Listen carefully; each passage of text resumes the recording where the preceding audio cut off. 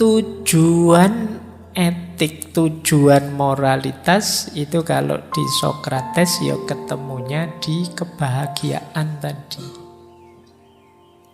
Nanti dalam berbagai dialognya Sokrates ini menguji banyak orang. Kesimpulannya Sokrates, ada orang yang menganggap kebahagiaan itu sama dengan kesenangan. Ada orang yang menganggap kebahagiaan itu sama dengan kehormatan. Ada pula yang menganggap kebahagiaan itu adalah kebijaksanaan. Nah, ini agak beda-beda pandangannya orang. Meskipun nanti setelah dikejar-kejar oleh Sokrates ya ketemunya justru yang hakiki itu yang wisdom. Orang yang bahagianya hanya karena kesenangan. Kesenangan itu kan rasa berbunga-bunga sesaat. Itu kemungkinan dirinya, jiwanya dikendalikan oleh nafsu. Jadi kalau bahasanya para filosof Muslim itu jiwanya jiwa bahimah. Bahimah itu binatang ternak. Binatang ternak itu kan enak hidupnya. Makan disediakan, dia tinggal santai-santai. Nanti kawin juga pasangannya disiapkan. Kemudian beranak pinak, kemudian nyaman hidupnya. Orang mengejar ini saja. Kalau di kepalamu isinya gimana saya kaya, gimana nanti punya rumah, punya mobil, punya anak, punya istri banyak. Anak banyak, punya istri. Iya. Punya istri, punya anak banyak. Yo, kualik rek kamu.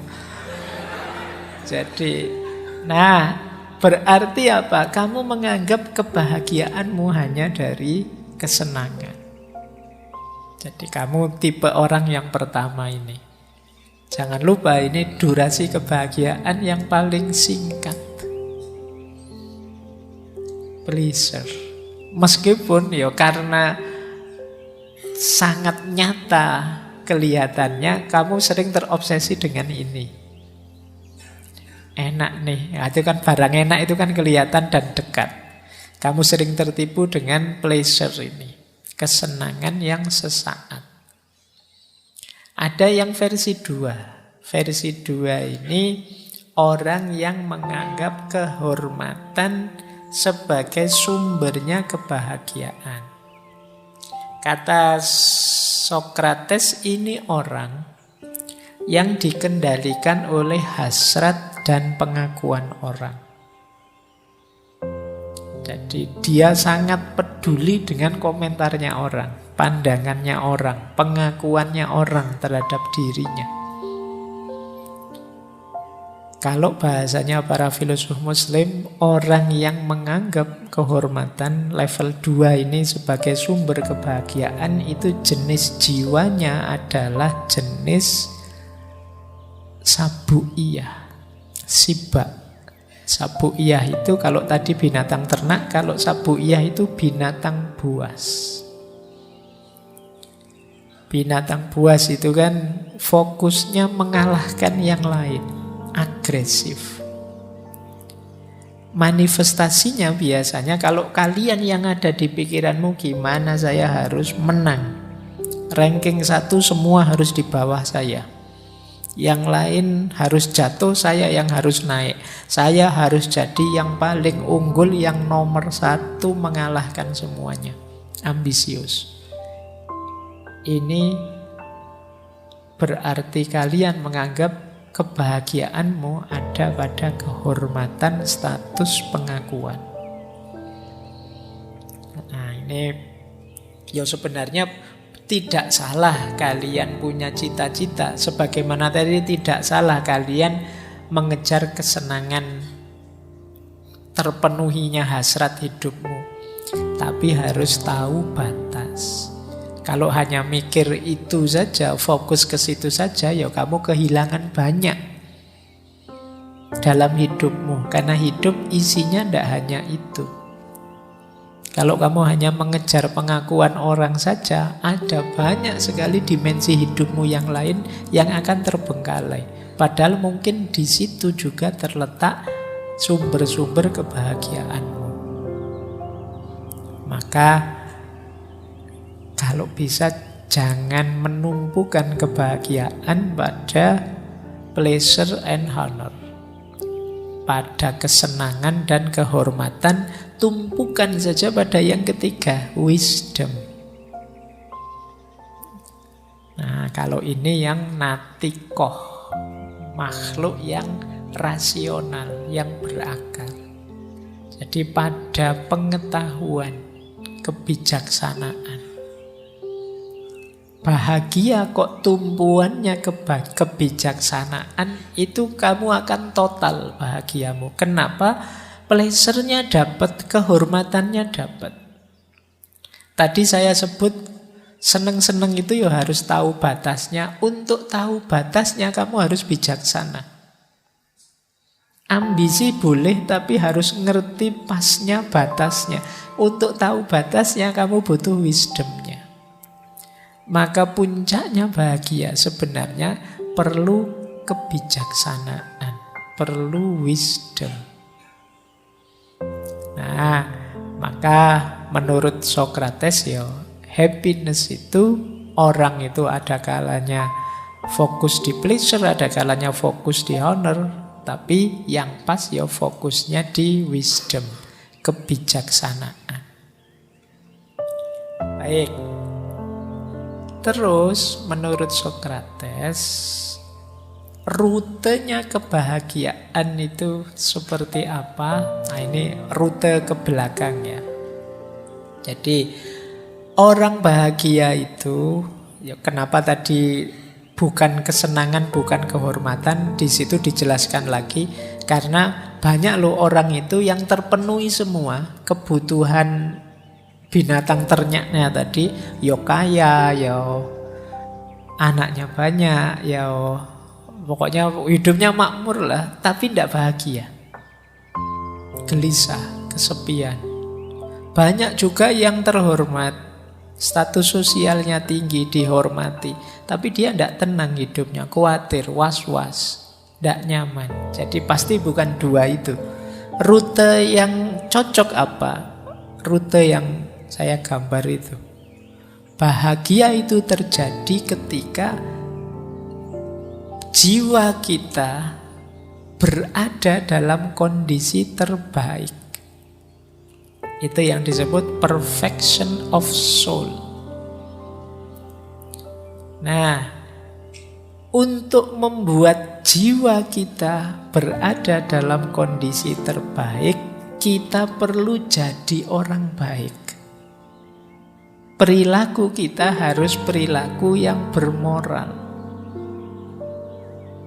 Untuk tahu perilaku moral yang pas untuk diri kita, kita perlu kebijaksanaan atau wisdom. Jadi ini konsep kebahagiaannya Socrates. Diawali dari perfection of souls, kemudian perfection of soul ini adalah buah dari kebajikan moral, dan kebajikan moral itu kuncinya wisdom. Wisdom itu sumbernya adalah pengetahuan. Maka orang yang tidak mau belajar, tidak mau nambah wawasan, sulit bahagia. Kenapa yo? Karena dia tidak akan sampai pada wisdom.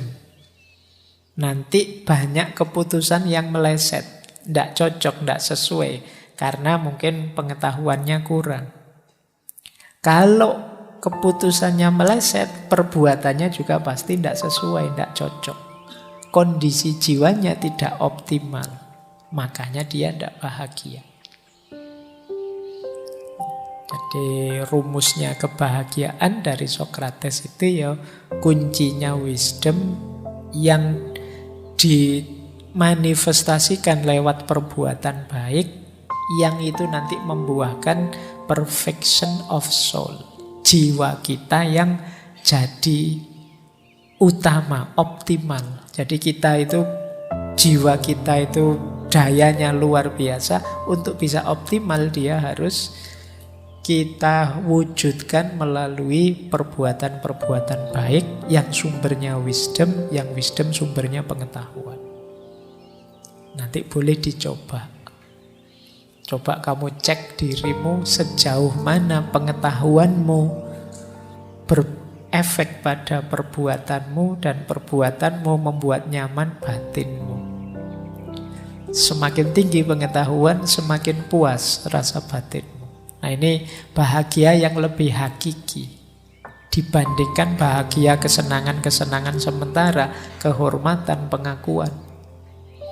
Kalau kalian mengalami perfection of soul ini, komentar-komentarnya orang, kritiknya haters, itu tidak terlalu penting lagi. Kita sudah nyaman, puas dengan diri kita.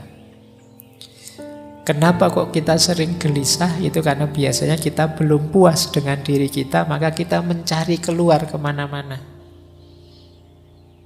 Akhirnya hanya gelisah. Makanya kan kadang banyak cerita-cerita ini orangnya terkenal, kaya raya,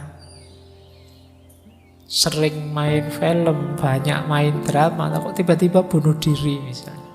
Itu dia gelisah. Dalam dirinya tidak mengalami tadi perfection of soul. Nah, ini argumennya Socrates ini mungkin menarik kalau teman-teman ditanya orang, kenapa sih kita harus berbuat baik? Jadi selama ini mungkin kita menganggap berbuat baik itu manfaat untuk orang lain. Amal soleh itu menguntungkan orang lain. Kalau pakai teorinya Socrates ini enggak. Perbuatan baik kita itu menguntungkan kita sendiri.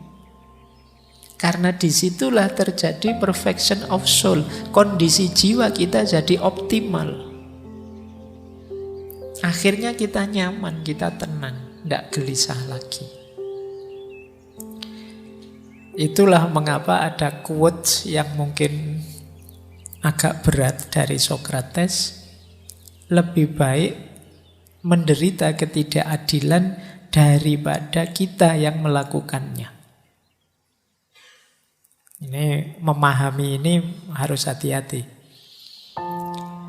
Jadi maksudnya bukan berarti kalau kita ditidakadili diam saja. Tapi seandainya harus milih, kita yang dizolimi orang ataukah kita yang menzolimi orang, pastinya jangan dua-duanya. Tapi kalau harus milih, pilihlah biarlah aku saja yang dizolimi, jangan aku yang zolim. Kenapa? Karena kalau aku yang zolim, itu sebenarnya yang rusak diriku sendiri. Kalau aku yang menyusahkan orang, itu kita tidak sadar sedang meruntuhkan tadi jiwa kita sendiri, mengacaukan jiwa kita sendiri. Jadi memang jangan dua-duanya. Kalau dalam Islam itu kan unsur akhoka dzoliman au madzluman. Bantulah saudaramu baik dalam kondisi zolim atau madzlum, karena dua-duanya ini kondisi tidak adil. Tapi seandainya harus milih, kalau versi quote-nya Socrates ini kalau harus milih kalian harus milih, biarlah ndak apa-apa orang jahat padaku, asal jangan aku yang jahat padanya.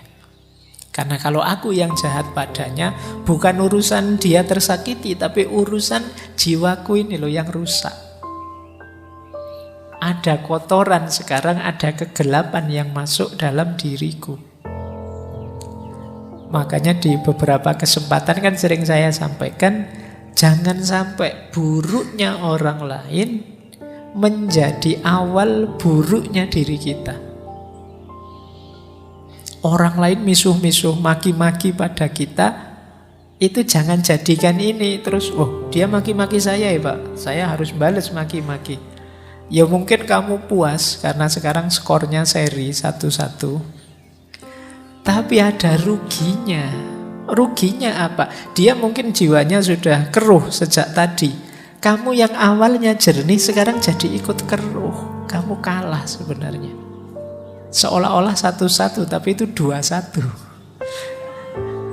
Kamu kegulan 2 kali. Kamu kegulan ketika dia maki-maki kamu dan kamu marah. Dan sekarang kamu ikut balas maki-maki dia. Itu gol kedua. Kalau dia sih memang awalnya sudah gelap, ya tetap gelap. Kamu yang awalnya terang sekarang jadi gelap.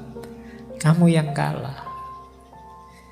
Maka kata Sokrates, lebih baik menderita ketidakadilan daripada melakukannya. Ya kalau mungkin memang jangan ada saling tidak adil. Tapi kalau halus milih, ya tidak apa-apa lah.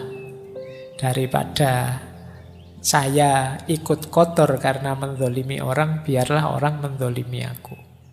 Jadi dengan argumen ini, semoga teman-teman bisa menangkap maksudnya. Karena kadang-kadang kalau di medsos itu kan menangkapnya, wah itu tidak boleh, tidak adil itu. Ya, cuma ini konteksnya pilihan.